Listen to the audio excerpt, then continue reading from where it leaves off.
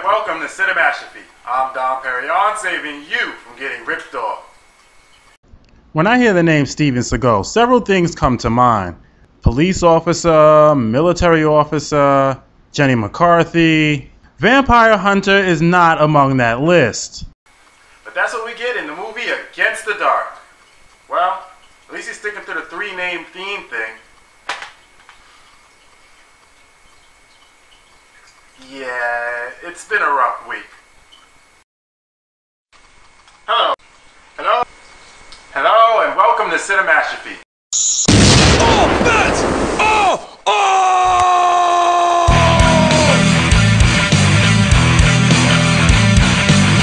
Oh, that's wrong! Oh, that's wrong! What the fuck did you think? What the hell I was going to do? Every time I stand in front of you, so you don't have disrespect. How far can you take that bullshit?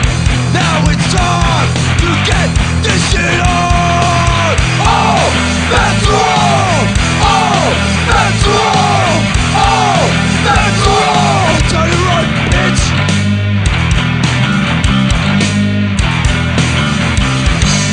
Oh, bats.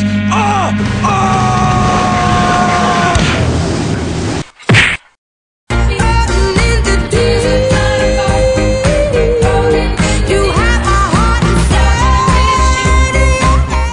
The movie starts out with a narration about the zombie apocalypse.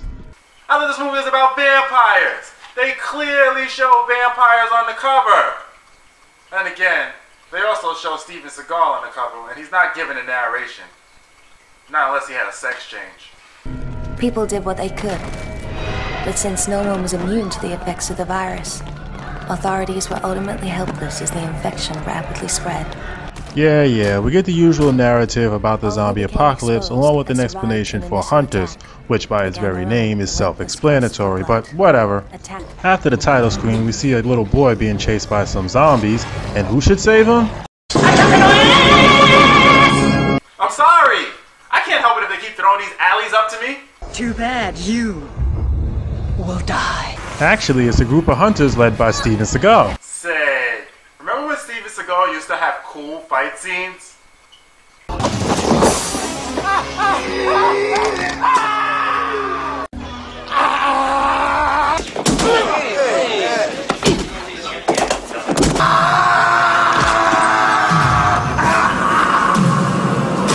Prepare to be disappointed.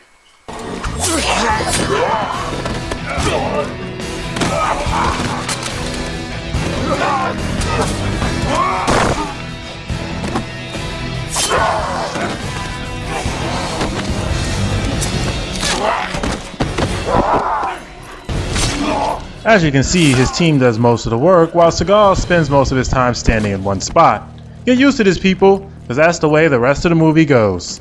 Let's get this boy out of here, take him to a safe place. We're not here to decide who's right or wrong. We're here to decide who lives and dies. Who was he talking to? No one was speaking. Maybe he was talking to the voices in his head, which would explain why the rest of the team just left the kids standing there. And what possible dialogue could there have been for a statement like that? Psst, the kid thinks Revenge of the Sith was a good movie. We're not here to decide who's right or wrong. We're here to decide who lives and dies. Next, we're introduced to our main characters. That's right. Even though he's on the cover, the only one on the cover, Seagal is just a sub-character. Does anyone else see anything wrong with this? That's not right. Our end-of-the-world character cliches consist of the girl who lost hope in everything, the guy who has nothing but his faith left, the drug addict, and a kid. Let me guess. The addict dies first, and the kid lives at the end. Well, so much for that movie. See you next time. You're not leaving, are you? Oh wait, how can I forget about the two neutral characters whose personalities are meant to flip-flop all over the place? Now we have a complete set. One of them, the female of course, is having nightmares because the director wanted to use as much stock footage as possible.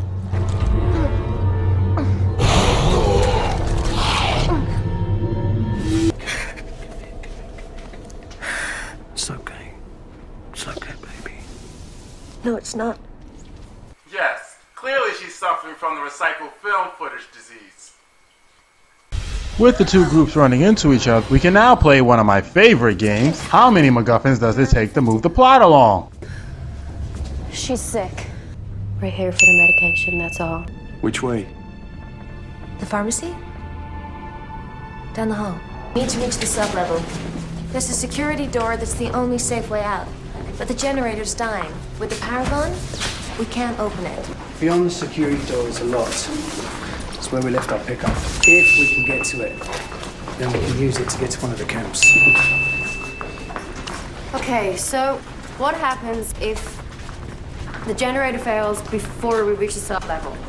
Then the security door won't open and we'll be trapped. Dorothy and I...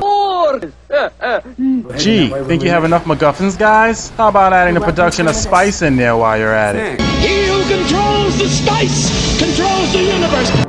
Taggart, you clear that area. Make a clean sweep.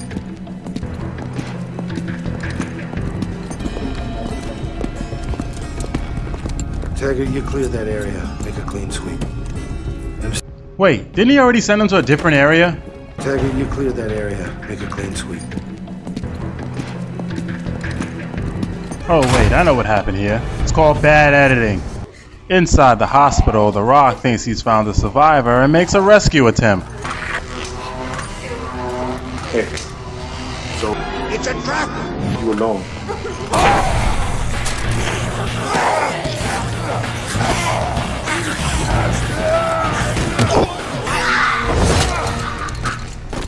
After continuously running across dead bodies, our main group decides to take a rest. And, well, use the toilet. You know, I brought some of the first victims back here. Back when the attacks just died. Some of the wounded were immune and others, man. Wait, what? Didn't the beginning narration say no one was immune? But since no one was immune to the effects of the virus, And I thought the Star Wars prequel continuity was bad. It's an hour-and-a-half movie. There's no fucking excuse for that. And everybody thinks that they're vampires. But they're not. They're mutants. So they are vampires, but they act like zombies? So I guess they're zombie vampires?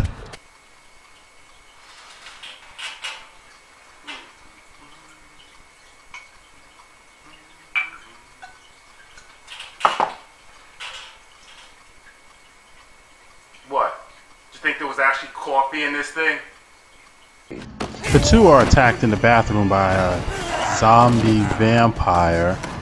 Which brings up the question, why isn't anybody carrying any weapons? It's already been established that these things can be killed like any other human, so why are they walking around without any protection? It's not like they need guns or silver bullets, a stick or a bat. Hell, even a rock would do. These vampires don't even have superpowers. They're just stuck on frenzy mode. There is logic in what he said. Alright, we gotta get going, now. Wait, wasn't he at the hospital? What the fuck is going on? That's it. I'm inventing a bad editing alarm. That way I don't have to keep pointing this shit out. They make it to the cafeteria and decide to stop for some food. And seeing how they forgot about the pharmacy, I just assumed that the little girl's illness went away on its own. Meanwhile, we find out that the hunters were sent into the city by the State Department in order to clean it out and rescue survivors, but the military has their own plans in mind. The infected retreat indoors when the sun comes out, correct? Yeah. You know where this is heading. You want to sterilize the area. And normally I'd agree with you. But right now we've lost contact with our group on the ground. So we can't verify that they'll be out of here on time. Okay, so why don't you just bomb the place at noon? We're gonna sterilize the area. Any of your hunters are on the ground? If you hear from them, tell them to get out of there.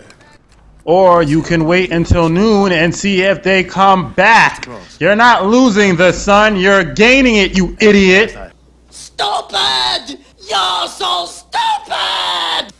Make sure those planes are ready to take off. Yes, sir.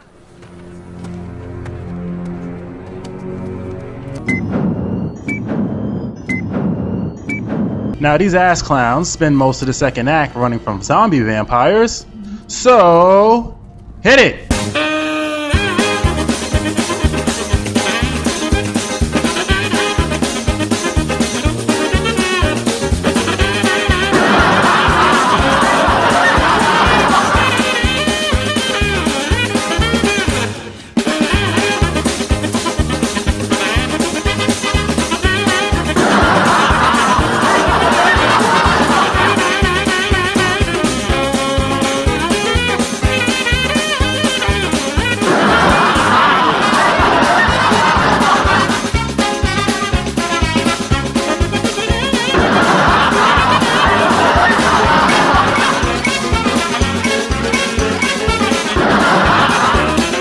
Seagal and his team finally show up to help. Hey, I'm one of the lucky ones. The thing about luck is, you never know when it's gonna run out. If you smell what the Rock is cooking! Way of movement. Area's clear. At least Johnny Cage had enough sense to send a helicopter out to look for them. Keep looking. I need a visual on the hunters.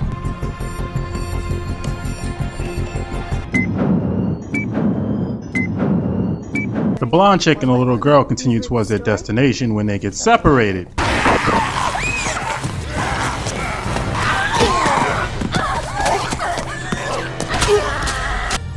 Now that there's no one to protect her, the little girl decides this is the perfect time to take a nap. I'd lay down and die too if I was cast in this film.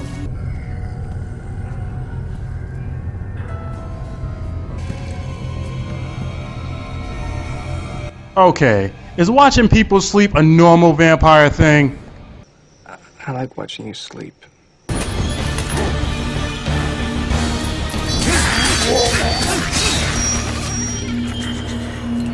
Oh, thank God Seagal put an end to that shit. I was afraid they'd start making out. The blonde chick runs into the junkie and the two continue on.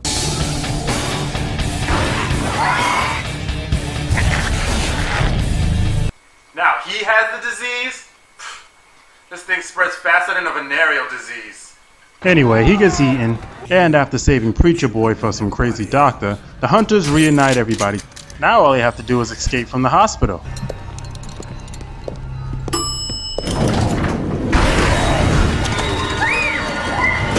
She didn't even cry out. That's because she can't act, sweetheart. The elevator gets stuck on the second floor, so our male neutral character decides to volunteer to go down through the hatch and make sure the area is clear. Just don't ask. I'm immune, remember? Not to dying, dumbass! Another one bites the dust. The elevator starts to move again, making his death pointless, and they all get out on the first floor. They end up getting separated again, which leads to more people dying. Another one gone, another one gone. I'm sorry, I wasn't aware this was a lumberjack movie. And yet, Seagal still looks too out of shape for the role. Alright, let's wrap this up. The brunette gets infected, causing the Jesus guy to shoot her, and everyone else escapes while the place gets bombed. The end. This movie sucks. The acting isn't that bad, and the special effects are pretty good, but the editing is terrible. Even though he's given top billing, Seagal is hardly in this movie. The scenes you do see him in, he's barely moving, and they're using either extreme close-up or recycled footage, which is a clear sign it's time for him to retire. He is too old and too out of shape to be doing these types of movies anymore. And trust me, I say that with a heavy heart. I'm Don Perignon, saving you from getting ripped off.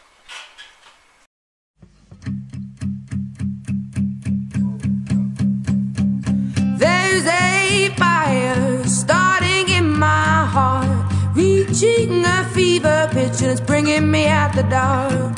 Finally, I can see you crystal clear.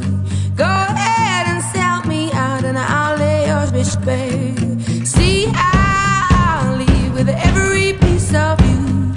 Don't underestimate the things that I will do.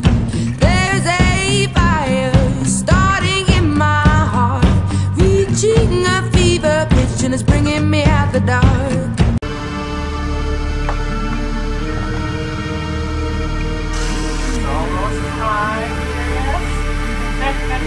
And soon he will